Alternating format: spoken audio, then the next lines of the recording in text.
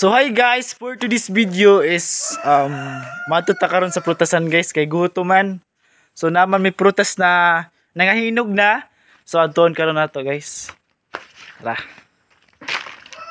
Nami karon, ako diri karon sa luyo sa among balay. So, yeah guys, abot na ta. Kanina prutas guys. Makabot ra guys ang hinog. Oh,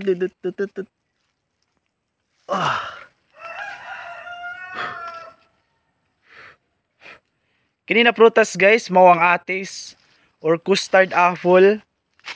The scientific name is Annona escamosa guys.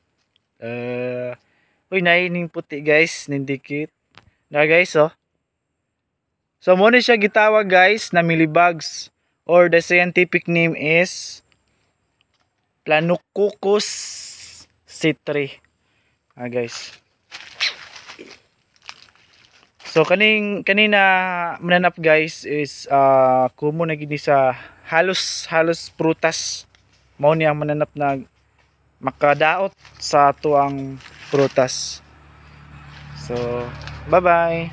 Thank you for watching.